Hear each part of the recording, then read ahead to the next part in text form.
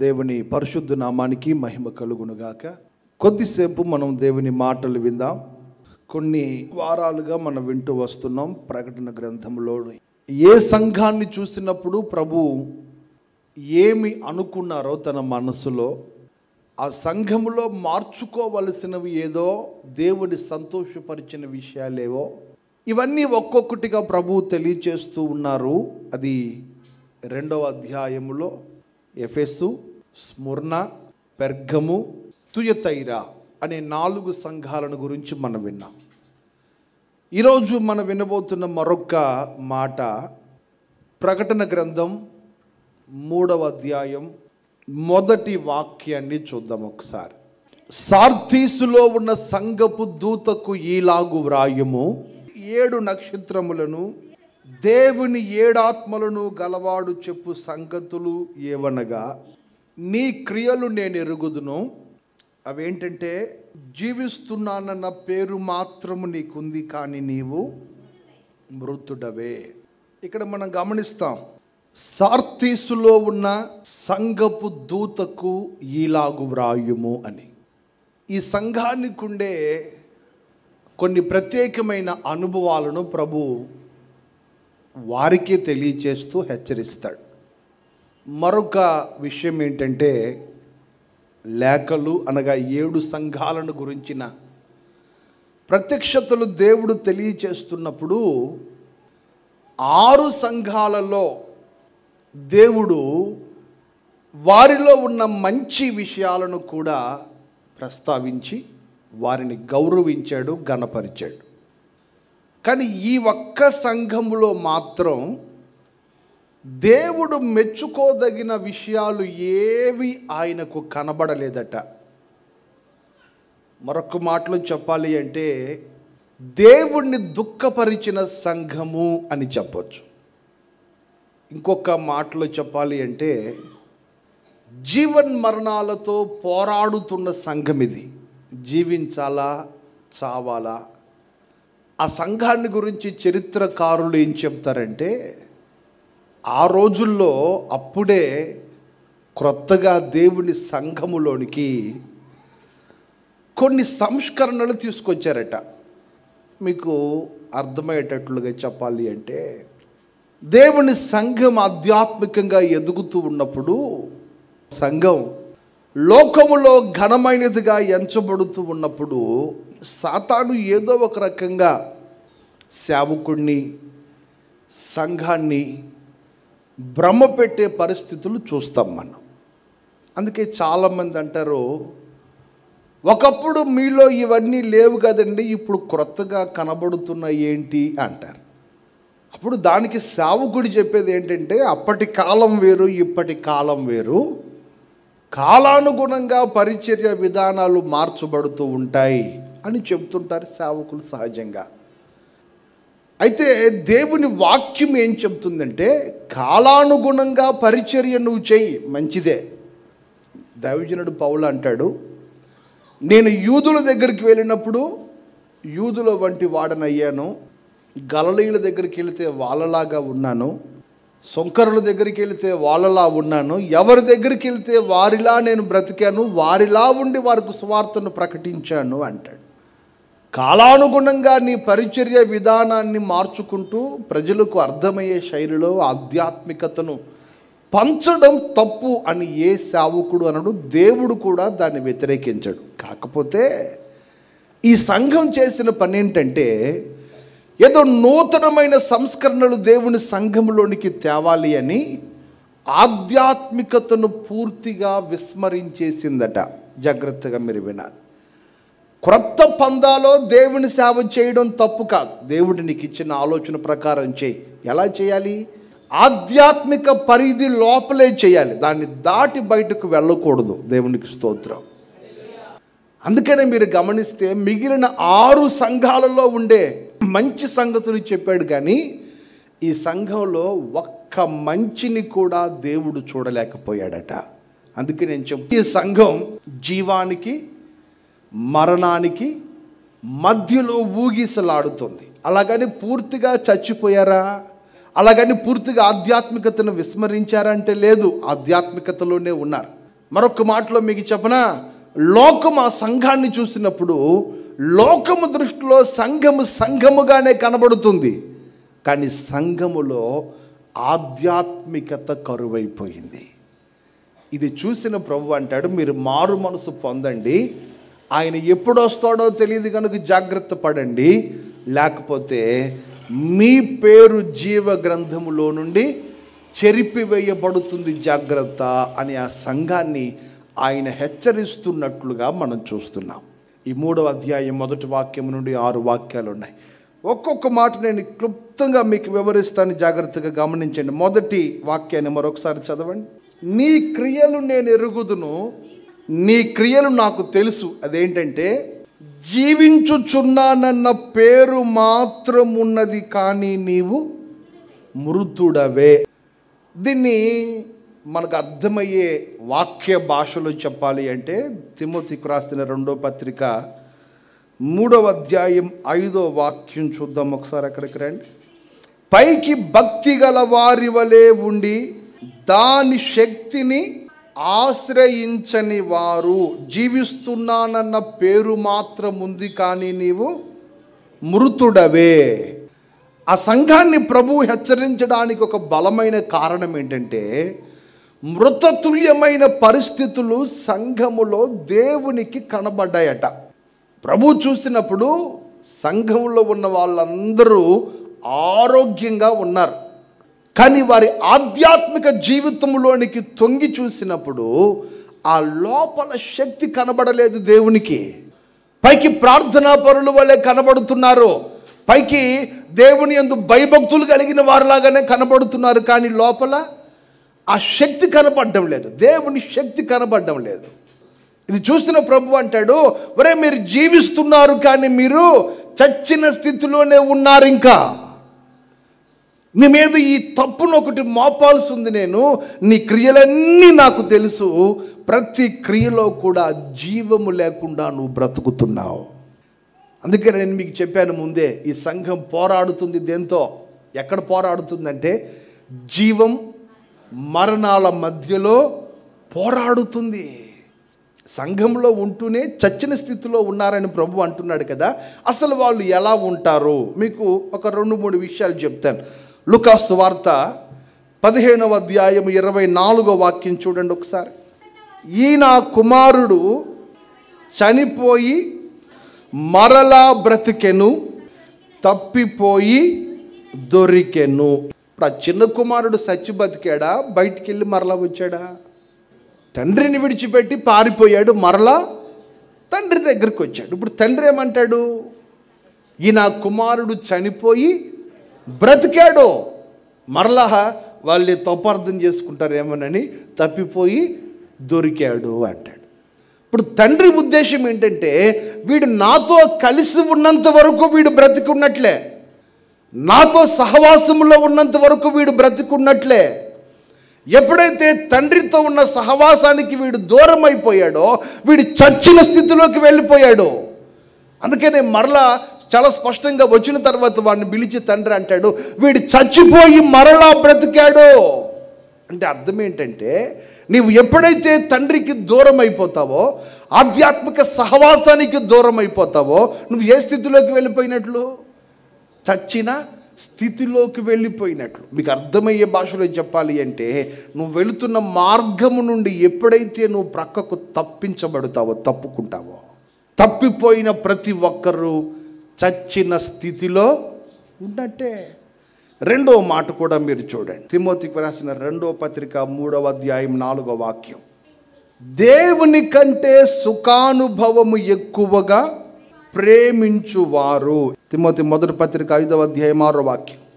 సుఖభోగముల యందు ప్రవర్తించున్నది బ్రతుకుచుండియు చచ్చినదయ్యుండును. ఇప్పుడు చచ్చిన స్థితిలోకి ఎందుకు వెళ్ళిపోతుంది సంఘం అంటే, మొదటిగా తప్పిపోయిన ప్రతి ఒక్కరు, అంటే నువ్వు వెళుతున్న మార్గంలో నుంచి నువ్వు ఎప్పుడు ప్రక్కకు తొలుగుతావో, నువ్వు నేర్చుకున్న క్రమం ఒకటి ఉంది కదా, నీ ప్రార్థనా స్థితి కానీ, విశ్వాసం కానీ, దేవుని మందిర కార్యక్రమం, ఏ కార్యంలో నుంచి నువ్వు తప్పిపోయినా నువ్వు చచ్చిన స్థితిలోకి వెళ్ళినట్లే. 2వదిగా బైబిల్ చెప్తుంది, సుఖానుభవమును ఎక్కువగా ప్రేమించువారు. మీరు 6వ వాక్యం చూస్తారు. సుఖభోగముల యందు ప్రవర్తించున్నది బ్రతికినా చచ్చినట్లే. సుఖపడ్డం తప్పు కాదు, సుఖభోగాలు తప్పు.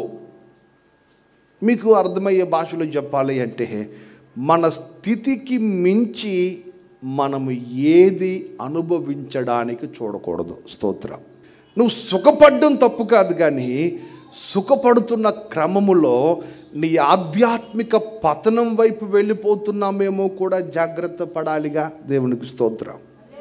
గట్టిగా చెప్దాం. సుఖపడు, కానీ అట్ ద సేమ్ టైం నీ ఆధ్యాత్మికతను విడిచిపెట్టద్దు. దేవునితో నీకున్న సహవాసాన్ని విడిచిపెట్టద్దు. అందుకనే మీరు చాలా స్పష్టంగా చూస్తారు, దేవుని కంటే సుఖానుభవమును ఎక్కువగా ప్రేమించువారు పైకి భక్తి గల వారి వలె కనబడతారు, కానీ భక్తిలో ఉన్న శక్తిని వారు ఆశ్రయించట్లేదు అంటున్నాడు కదా తిమోతితో వ్రాస్తున్న 2వ పత్రికలో పౌలు గారు. నువ్వు దేవుని కంటే సుఖానికి ఎక్కువ విలువిస్తున్నావు కదా, దేవుని కంటే సుఖభోగమునికి ఇస్తున్న ప్రాధాన్యత దేవునికి నువ్వు ఇవ్వడం లేదు. అందుకనే వాక్యం అంటుంది, సుఖభోగములలో ప్రవర్తించున్నది బ్రతికినా చచ్చినదయ్యున్నది. మరొక మాట మీరు చూడండి, ఎఫెసీయులకు రాసిన పత్రిక 5వ అధ్యాయం 14వ వాక్యం. అందుచేత నిద్రించుచున్న నీవు మేల్కొని మృతులలో నుండి లెమ్ము. ఎక్కడి నుంచి? మృతులలో నుండి. అసలు మృతుల్లోకి ఎందుకు వెళ్ళారు వీళ్ళు? నిద్రపోయారు గనుక మృతుల్లోకి వెళ్ళారు. యేసు ప్రభు ఒకసారి పేతురు, యోహోను, యాకోబు ముగ్గురిని వెంట పెట్టుకొని వెళ్ళాడు కొండ మీదకి. వాళ్ళని ఇక్కడుండి మెలకువగొండి ప్రార్థన చేయండారా అని చెప్పి రాతివేత దూరం వెళ్ళి ఆయన అక్కడ ప్రార్థన చేసుకుంటున్నాడు. ఆయన ప్రార్థన ముగించుకొని వచ్చేసరికి ఈ ముగ్గురు నిద్రపోయారు. మరలా వచ్చి, ఒక్క గడి అయినా నాతో మీరు మేలుకొని ఉండలేరా అని పిలిచాడు. పిలిస్తే వీళ్ళు అయ్యే బల పని, ఇదంత పని, ఈసారి మేలుకొని ఉంటాం వెళ్ళమన్నారు. వెళ్ళారు. ఆయన వెళ్ళి మళ్ళీ ప్రార్థన చేసుకొని వచ్చేసరికి మరలా ఇక్కడ కూర్చొని నిద్రపోతున్నారు. అప్పుడు ఆయన వారిని హెచ్చరిస్తాడు, శత్రువు వస్తున్నాడు, మిమ్మును జల్లెడ వేసే రోజులు రాబోతున్నాయి, మెలకువ కలిగి జాగ్రత్తగా ఉండండి. స్తోత్రం. నిద్రపోనీకండి మీ భక్తికి, మీ ఆధ్యాత్మిక జీవితానికి నిద్ర పట్టనివ్వకండి. ఒకవేళ మీరు నిద్రమత్తులై ఉంటే చచ్చిన స్థితిలో ఉన్నట్లే లెక్క. అందుకని క్రైస్తవ జీవితంలో ప్రతి విషయములో మెలకువ మనకు అవసరమయ్యింది. స్తోత్రం చెప్పండి. హల్లెలూయా. ఎందుకు మెలకువ అవసరం అంటే, శత్రువు ఏ వైపు నుండి వస్తాడో తెలియదు. అట్ ద సేమ్ టైం ఆయన ఎప్పుడు రాబోతున్నాడో నీకు తెలియదు. అందుకని వారి మధ్యలో నుండి నువ్వు లేచి బయటికి రా. అందుకని ప్రభు అంటాడు, నీవు జీవిస్తున్నానన్న పేరు మాత్రము నీకుంది, కానీ నీవెవరివి? మృతుడివే, నువ్వు చచ్చిన స్థితిలోనే ఉన్నావు. 2వ మాట చూద్దాం. నీ క్రియలు నా దేవుని ఎదుట సంపూర్ణమైనవిగా నాకు కనబడలేదు. ఇప్పుడు క్రియలలో 2 రకాలు, సంపూర్ణమైన క్రియలు, అసంపూర్ణమైన క్రియలు. మీకు ఒక మాట చెప్తాను, ప్రతి ఆదివారం నువ్వు క్రమం తప్పకుండా దేవుని మందిరానికి వస్తున్నావు, అది మంచి క్రియ కాదా? ప్రతిరోజు దేవుని సన్నిధిలో ఆత్మతో నింపబడుతున్నావు, ఏ కూడికని దేవుని సేవకుడు నీకు చెప్పిన ఆ కూటంలో వెళ్ళి పాలు పొందుతున్నావు, ఏది పోగొట్టుకోవట్లేదు, అన్ని మంచి క్రియలు ఉన్నాయి. వీటితో పాటు నీలో విశ్వాసము అనే ఒక అనుభవం కనబడాలి కదా, దేవుని ప్రేమ అనే ఒక అనుభవం నీలో మిళితమై ఉండాలి కదా, లేక దేవుని కొరకు పరుగులెత్తుతున్న వైరాగ్యం అనే అనుభవం నీలో కనబడాలి కదా. ఇవేవి కనబడకుండా నువ్వు ఎంతసేపటికి ఆదివారం పోగొట్టుకోవు, బుధవారం పోగొట్టుకోవు, శనివారం ప్రార్థన పోగొట్టుకోవు, లేక ఎక్కడ సువార్త కూటమన్నా పోగొట్టుకోవు, ప్రతిరోజు కుటుంబ ప్రార్థన చేస్తూనే ఉంటావు. కానీ ప్రభు ఏమంటాడు సంఘంతో మాట్లాడుతున్నప్పుడు, నీ క్రియలు నా దేవుని ఎదుట సంపూర్ణమైనవిగా కనబడలేదు. ఇదేంటయ్యా, నేను అన్ని బాగానే చేస్తున్నాను కదా, నా క్రియలన్నిట్లో నేను స్పష్టంగానే కనబడుతున్నాను కదా అంటే ప్రభు అంటాడు, ఒరే పిచ్చోడా, నువ్వు దేవుని ఎదుట నీ క్రియలు స్పష్టమైనవిగా ఉన్నాయని నువ్వు అనుకుంటున్నావు, కానీ నీలో ఏదో ఒకటి కొదువుగా కనబడుతుంది ఆయనకి. అందుకనే దీనికి ఒక మాట మీకు చెప్తాను. రోమాపత్రిక పౌలు రాసిన ఉత్తరంలో రోమాపత్రికలో 3వ అధ్యాయం 20వ వాక్యం చూడండి ఒకసారి. ఏలయనగా ధర్మశాస్త్ర సంబంధమైన క్రియల మూలముగా ఏ మనుషుడును ఆయన దృష్టికి నీతిమంతుడని తీర్చబడడు. స్తోత్రం చెప్పండి ఒకసారి. ధర్మశాస్త్ర సంబంధమైన క్రియలు ఏవి కూడా మనిషిని నీతిమంతునిగా తీర్చలేవు అంటాడు పౌలు. దాని అర్థం ఏంటంటే, నా వైపు చూడండి అందరు.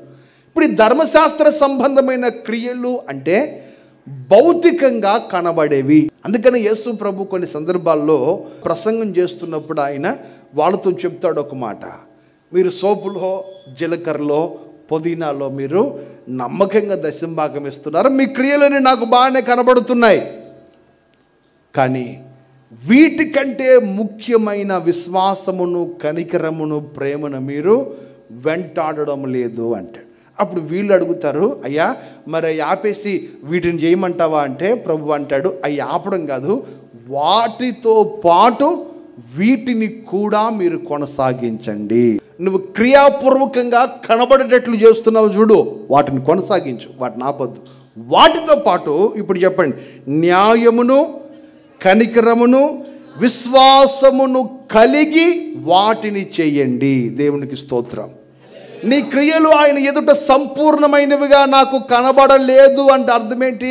వీళ్ళు చేస్తే పూర్తిగా విశ్వాసంతో బ్రతుకుతున్నారు, కనబడవలసిన క్రియలు చేయడం లేదు. మీ భాషలో చెప్పనా, మనకు అర్థమయ్యే భాషలో చెప్పనా, ప్రార్థనలో బాగా ఎదుగుతున్నారు, వాక్యంలో బాగా ఎదుగుతున్నారు, ఆధ్యాత్మికంగా బాగా ఎదుగుతున్నారు, నమ్మకంగా దశంభాగం మాత్రం తీరు. కొంతమంది నమ్మకంగా దశంభాగం తీస్తారు, దేవుని భాగం దేవునిదే, లోపల న్యాయము, కనికరము, విశ్వాసము, ప్రేమ ఇవన్నీ దూరమైపోతున్నాయి. అందుకే యేసయ్య అంటాడు, వాటిని మానొద్దు, వీటిని చేయి. ఇప్పటికే నువ్వు చేస్తున్న క్రియలు మంచివైతే వాటిని మానొద్దు, వాటితో పాటు అదనంగా నువ్వేం చేయాలో వాటిని కూడా కలిపి చేయి. అది దేవుడు మెచ్చేటువంటి విషయం. దేవునికి స్తోత్రం కలుగునుగాక. అందుకనే మత్తయి సువార్త 26:41, మీరు శోధనలో ప్రవేశించకుండునట్లు మెలకువగా ఉండి ప్రార్థన చేయుడి. ఎందుకు మన క్రియలు సంపూర్ణమైనవిగా ఎందుకు మార్చబడడం లేదు? అందరు గమనించాలి. ఎందుకు అసంపూర్ణమైన క్రియలలోనే వ్యక్తులు మిగిలిపోతున్నారు అంటే, ఇక్కడ మీకు ఒక మాట చెప్పాలి నేను. ఆత్మసిద్ధంగా ఉంది, శరీరం మాత్రం బలహీనపరచబడింది. ఇక్కడ మీకు అర్థమయ్యేటట్లుగా మరొక మాట చదివిస్తాను, తర్వాత వివరిస్తాను. ఒకసారి మార్కు సువార్త 13వ అధ్యాయానికి వద్దామా, 35వ వాక్యం. ఇంటి యజమానుడు ప్రొద్దుకి వచ్చునో, అర్ధరాత్రి వచ్చునో, కోడి కూయినప్పుడు వచ్చునో, తెల్లవారినప్పుడు వచ్చునో, ఎప్పుడు వచ్చునో మీకు తెలియదు. ఆయన అకస్మాత్తుగా వచ్చి మీరు నిద్రపోవచ్చుండుట చూచునేమో గనుక మీరు మెలకువగా ఉండండి. నేను మీతో చెప్పుచున్నది అందరితోనూ చెప్పుచున్నాను, మెలకువగా ఉండుడనెను. ఎందుకు సంపూర్ణమైనవిగా మార్చబడ్డం లేదు? ఎందుకు సంపూర్ణమైన క్రియలలోనికి దేవుని సంఘం ఇంకా వెళ్ళలేకపోతుంది అంటే, ఇక్కడ మనం చదువుకున్న మాటలో మత్తయి సువార్తలో యేసయ్య అంటాడు, ఆత్మసిద్ధమే కానీ శరీరము. అంటే ఇప్పుడు దేవుని రాకడ కొరకు ఆత్మ ఒక్కటే సిద్ధపరచబడితే సరిపోతుందా? తెస్సలోనిక సంఘానికి లేఖ రాస్తూ పౌలు అంటాడు, ప్రాణము, ఆత్మ, శరీరము ఆయన రాకడ యందు నిందారహితముగా సిద్ధపరచబడునుగాక అంటాడు పౌలు. ఏ ఒక్కటి సిద్ధముగా లేకపోయినా ఆయన ఎప్పుడొస్తాడో తెలియదు కనుక జాగ్రత్తగా ఉండు. యేసు ప్రభు కూడా తన శిష్యులను హెచ్చరిస్తున్నప్పుడు అంటాడు, ఆయన ఏ గడియలో వస్తాడో తెలియదు కనుక మీరు జాగ్రత్తగా మెలకువ కలిగి ఉండండి. ఎందుకంటే మీ ఆత్మ ఆల్రెడీ సిద్ధంగా ఉంది, కానీ శరీరం మాత్రం బలహీనపరచబడిపోయింది. ఒకటి ఆత్మ సంబంధంగా క్రియలు జాగ్రత్త పడాలని కోరుకుంటావు, శరీర సంబంధమైన క్రియలు విడిచిపెట్టేస్తున్నావు. లేక శరీర సంబంధమైన క్రియలకు మాత్రమే ప్రాధాన్యతనిస్తున్నావు, ఆత్మ సంబంధమైన క్రియలు విడిచిపెట్టేస్తున్నావు. వీటిలో ఏ ఒక్కటి సిద్ధపరచబడకపోయినా నీవు ఆయనను ఎదుర్కోవడం కష్టం. అందుకనే నీ క్రియలు ఆయన ఎదుట సంపూర్ణమైనవిగా ఉండాలి అంటే ప్రాణము, ఆత్మ, శరీరము 3 నిందారహితముగా సిద్ధపరచబడునుగాక. ఇప్పుడు చెప్పండి, మన క్రియలు ఆయన ఎదుట ఎట్లా మార్చబడాలట? సంపూర్ణమైనవిగా మార్చబడునుగాక. మూడవ మాట చూడండి. నీవేలాగు ఉపదేశాన్ని పొందితివో, ఎలాగు వింటివో జ్ఞాపకము చేసుకొని దానిని గైకొనుచు మారు మనసు పొందుము. జాగరూకుడువై ఉండని ఎడల నేను దొంగవలే వచ్చేదను, ఏ గడియను నీ మీదకి వచ్చేదను నీకు తెలియనే తెలియదు.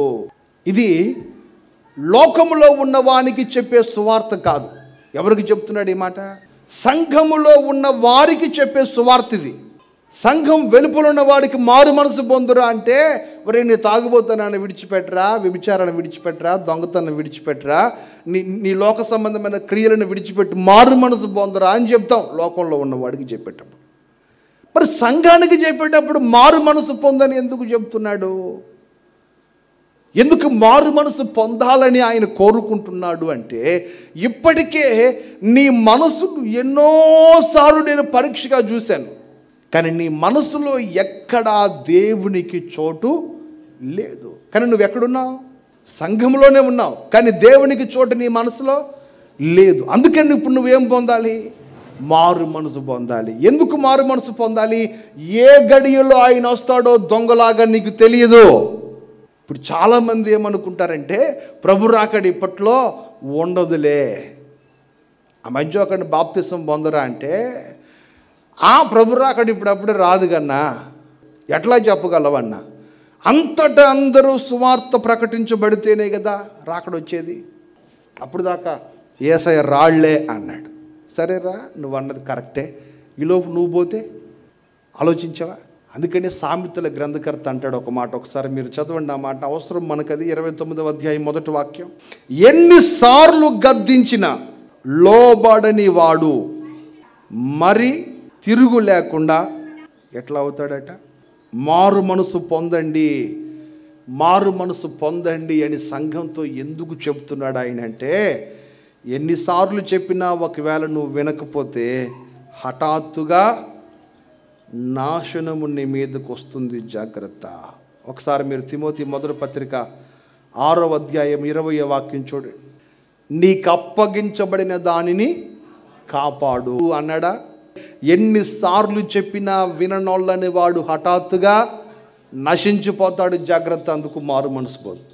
జాగ్రత్త కలిగి ఉండు, జాగరూకుడువై ఉండని ఎందుకు చెప్తున్నాడు అంటే, నీకు కలిగిన దానిని గట్టిగా పట్టుకొని దాన్ని నువ్వు కాపాడుకో, జాగ్రత్త కలిగి ఉండు. ఆ తర్వాత 4వ వాక్యం చూద్దాం. అయితే తమ వస్త్రములను అపవిత్రపరుచుకొనని కొందరు సార్తీసులో నీ యొద్ద ఉన్నారు, వారు అర్హులు గనుక తెల్లని వస్త్రములు ధరించుకుని నాతో కూడా సంచరించుదు. సంఘములో ఉన్న వాళ్ళందరూ అలాగే ఉన్నారా? పైన చెప్పిన 3 వాక్యాల్లాగానే ఉన్నారా? లేదు. ప్రభు అంటాడు, సార్తీసులో కొంతమంది ఉన్నారు అర్హమైన వాళ్ళు. దేవునికి స్తోత్రం. వాళ్ళెవరో అర్హులు. ఎక్కడున్నారు వీళ్ళు? ఏ సంఘాన్ని అయితే నీ క్రియలు సంపూర్ణమైనవిగా కనబడలేదన్నాడో, ఏ సంఘాన్ని చూసి జాగ్రత్త కలిగి ఉండు, నీకు కలిగిన దానిని గట్టిగా పట్టుకో, మారు మనసు పొందమని హెచ్చరించాడో, అదే సంఘంతో అంటాడు, అపవిత్రత అంటని వారు కొంతమంది నీలో నాకు కనబడుతున్నారు. ఈరోజు ఆ కొందరిలో నీవు నేను నా దేవునికి కనబడుదముగాక.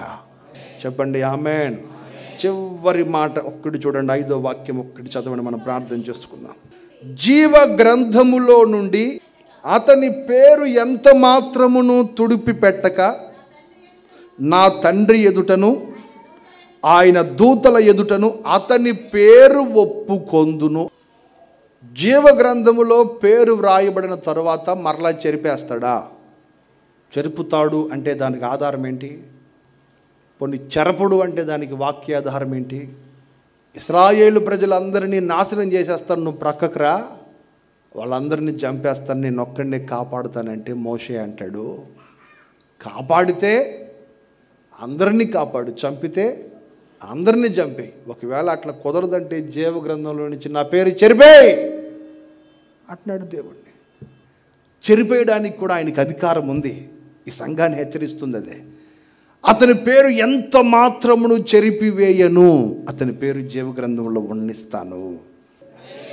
ఒకవేళ వ్రాయబడిన పేరు భద్రపరచబడకపోతే, అక్కడ కాపాడబడకపోతే, నీవు పరలోక రాజ్యములో ప్రవేశించుటకు అర్హతను కోల్పోతాం మనం. అందుకని చాలా జాగ్రత్తగా దాన్ని మనం కాపాడుకోవాలి. ఒకసారి మీరు ఆ జీవగ్రంథంలో ఎవరి పేర్లు వ్రాయబడ్డాయో ఫిలిప్పీ పత్రిక 4వ అధ్యాయం 3వ వాక్యం చూడండి. ఎవరి పేర్లు? 3వ వాక్యంలో సహకారి, ఆ స్త్రీలు క్లెమెంతుతోనూ నా ఇతర సహకారులతోనూ సువార్త పనిలో నాతో కూడా ప్రయాసపడిన వారు. ఆ సహకారుల పేర్లు జీవగ్రంథమందు వ్రాయబడి ఉన్నవి. ఇప్పుడు జీవగ్రంథంలో ఎవరి పేర్లు వ్రాయబడతాయి? మేము బాప్తిసం పొందేసాంలేండి, మా పేరు ఆల్రెడీ ప్రభు రాసేసాడని సంబరపడిపోతున్నావేమో. సువార్త పనిలో నీవును పాలి భాగస్తుడవు కావాలి. స్తోత్రం చెప్పండి. అందుకని పౌలు చాలా స్పష్టంగా అంటాడు, ఆ సువార్త పనిలో వారు నాతో పాలివారు గనుక వారి పేర్లు ఎక్కడ వ్రాయబడ్డాయి? జీవగ్రంథములో వ్రాయబడ్డాయి. నేను మీకు ఒక 5 విషయాలు చెప్పాను. ఒకటి, జీవిస్తున్నానన్న పేరు మాత్రమే ఉంది కానీ నీవు మృతుడివే. రెండోది, నీ క్రియలు దేవుని ఎదుట అసంపూర్ణముగా కనబడుతున్నాయి, అంటే సంపూర్ణమైన క్రియలు దేవుని ఎదుట కనబడడం లేదు.